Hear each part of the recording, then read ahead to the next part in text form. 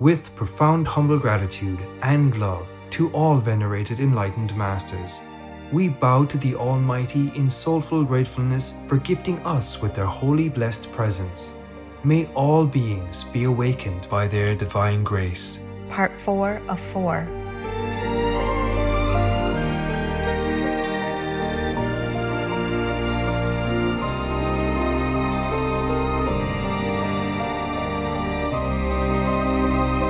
Etc.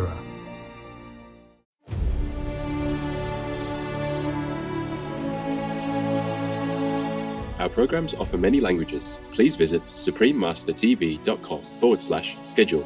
Nos programas offrent plusieurs langues. Veuillez visiter suprememastertv.com/schedule. Nuestros programas ofrecen varios idiomas. Visiten suprememastertv.com/schedule. Nasze programy oferują wiele języków.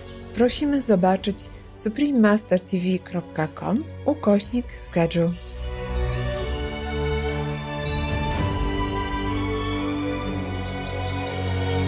As to the statement in Scripture that God gave the plants to man and other living beings, it is also reasonable to assume that the plants exist for the benefit of the animals, since the latter cannot live without food.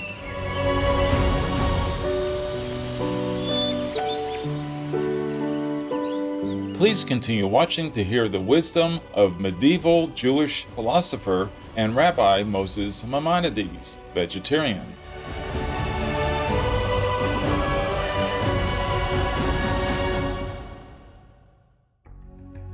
We cannot live forever, but we can live well, live wholesome, live veg.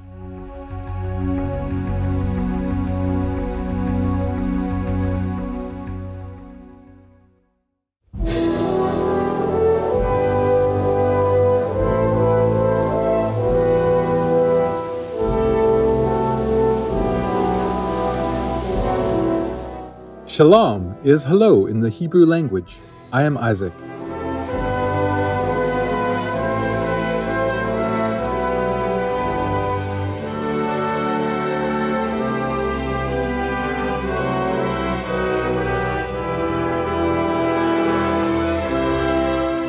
The faithful people of Israel wish God's love and peace be always in your lives.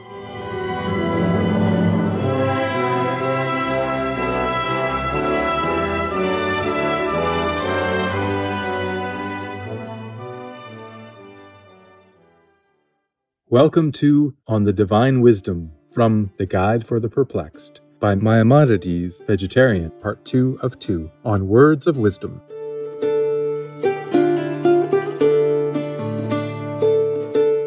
Maimonides, also known as Harambam or Rabbi Moses ben Maimon, was a notable medieval Jewish philosopher, astronomer, physician, and intellectual figure.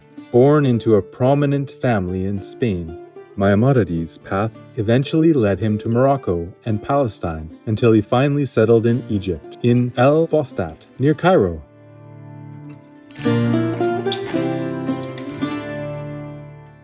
Shortly after moving to Egypt, life-changing events prompted him to start his practice as a physician. It was not long before Maimonides became renowned in the area and became the personal physician to the Sultan Saladin, a famous Muslim military leader. He also tended to other patients, lectured before fellow physicians, and became a leader of the Jewish community, teaching and helping its members.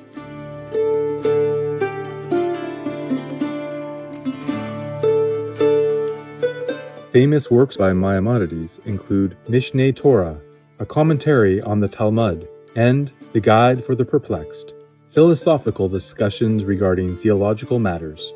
A revered pillar of the Jewish world, Rabbi Moses ben Maimon, also had a significant influence on some great medieval writers and thinkers, such as Baruch Spinoza and Gottfried Wilhelm Leibniz, and made an important impact on the medieval science archives.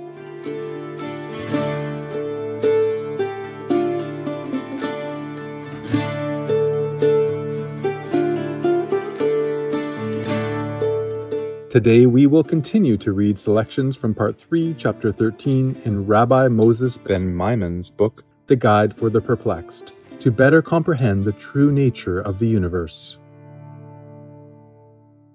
Part 3, Chapter 13. You must not be misled by what is stated of the stars, that God put them in the firmament of the heavens, to give light upon the earth and to rule by day and by night. You might perhaps think that here the purpose of their creation is described. This is not the case. We are only informed of the nature of the stars, which God desired to create with such properties that they should be able to give light and rule. But as to the statement in Scripture that God gave the plants to man and other living beings, it agrees with the opinion of Aristotle and other philosophers. It is also reasonable to assume that the plants exist for the benefit of the animals, since the latter cannot live without food. It is different with the stars. They do not exist for our sake, that we should enjoy their good influence, for the expressions to give light and to rule merely describe, as we have stated above, the benefit which the creatures on earth derive from them.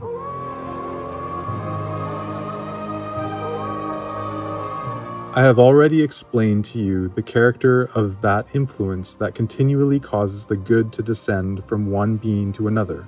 To those who receive the good flowing down upon them, it may appear as if the being existed for them alone that sends forth its goodness and kindness unto them. Thus, some citizen may imagine that it was for the purpose of protecting his house by night from thieves that the king was chosen. To some extent, this is correct, for when his house is protected, and he has derived this benefit through the king whom the country had chosen, it appears as if it were the object of the king to protect the house of that man. In this manner, we must explain every verse, the literal meaning of which would imply that something superior was created for the sake of something inferior, namely, that it is part of the nature of the superior thing to influence the inferior in a certain manner.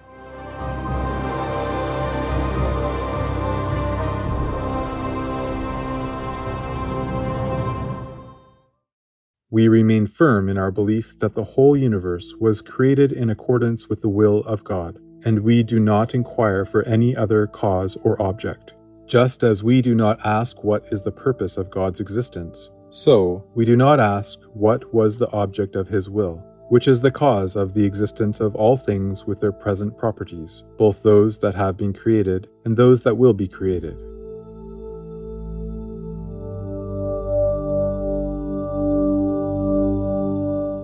You must not be mistaken and think that the spheres and the angels were created for our sake. Our position has already been pointed out to us. Behold, the nations are as a drop of a bucket. Now compare your own essence with that of the spheres, the stars, and the intelligences, and you will comprehend the truth and understand that man is superior to everything formed of earthly matter, but not to other beings. He is found exceedingly inferior when his existence is compared with that of the spheres, and all the more so when compared with that of the intelligences.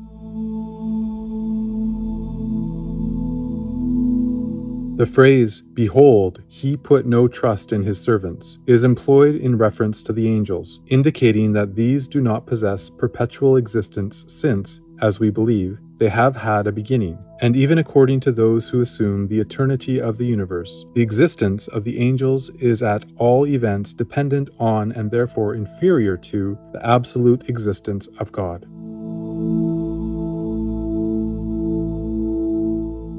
The words, "how much more abominable and filthy is man," in the one passage correspond to the phrase, "how much less in those who dwell in houses of clay," in the other passage. Their meaning is this: how much less in man who is abominable and filthy, in whose person crookedness or corporality is mixed up and spread through all his parts.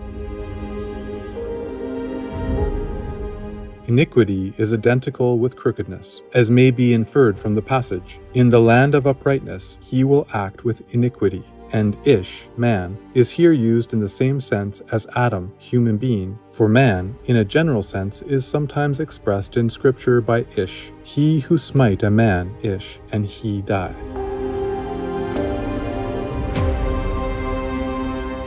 This must be our belief when we have a correct knowledge of our own self and comprehend the true nature of everything. We must be content and not trouble our mind with seeking a certain final cause for things that have none or have no other final cause but their own existence, which depends on the will of God, or, if you prefer, on the divine wisdom.